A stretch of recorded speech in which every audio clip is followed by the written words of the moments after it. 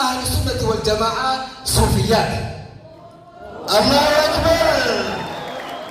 إسانكم ورك داني ورك كاني ورك كلامسي ورك شيخ خليفة لانا ورك شيخ عبد الله هرر ورك مشايخكم وقرقدان لنا ويسنجرن الفكين دانيين هندي سانيتو إثيوبيا تنجاو خيستيس أمة الدين برسيسو خيستيس كيني سانتا بجاتوران تقوى في نمامك.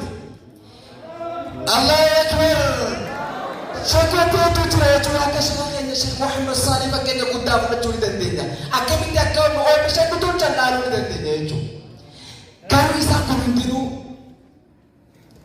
أكوان يسافرون تكين جراكنيت أكوان يسافرون بيجارو خسنت سوان تكين كمنت أكيد يسافرون أواز برسيسني تو تكاري كجاني بكنيت مكان يساني وان كريران يرو خواجر لكن تما ورد يدنا يجارو خسنتيس ديما بلسو خسنتيس شورو ولا نادبته نمالي انجرو جاني غروبي إنسان كنا هكذا إنسان يناتو تجرو بله وانجين أكسب أكسبتي مكا إنسان يخون بوخته يجرا بفتنا مالي في يربو إنسان كنا غافة إلالو ركون تكو قبو إن الإسمالي ميديا حقا كنا حقا بابت كان نغاسني وانا برجلو warri diiniif hojjete warri biyya kana ijaaruu keessatti shoora guddaa taphate isaan kanaa jee dhugaa jiru kana ifa baasu miidiyaa san hin qabne akkasuma miti sababa miidiyaa dhabuutiin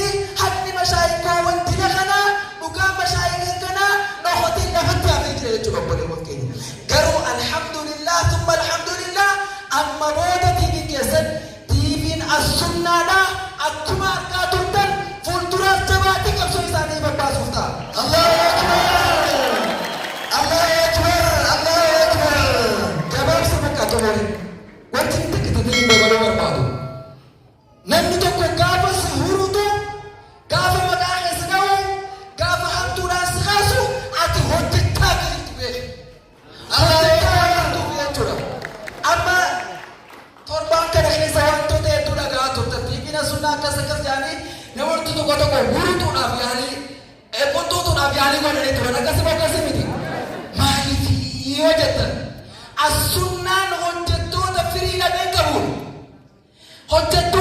lameen qabuun halkanii guyyaa qaadiraa bulanii osoo piisi komputeera ijaan ilaalanii waan dalagan kana osoo takka hin hambisin Oromiyaa keessa akka Darraa Iluu Jimmaa fi kan kana fakkaatan hunda keessa baadiyyaa hunda keessatti warafa hunda keessatti gabbu'ee biyyee hunda dhukkee hunda laagaan isaa qabama ummata kana osoo lafatti hin dhiisin maal godhee ummata agarsiisaa jira jechuudha sochii isaanii akkasuma naannoo Amaaraatiis Dasee Kombolcha Gondar hunda deemee sochii Ahlu Sunnati wal Jamaa'aatti jirtu maal godhee ummataaf agarsiisa amma aaran jechuudha eessumaan dhufee isni galeemi rakkoon biraan jirti kanaaf as-sunnaan fuuldura malee mootiin Itoophiyaa mootiin Itoophiyaa warri as-sunnaa wajji jirreetan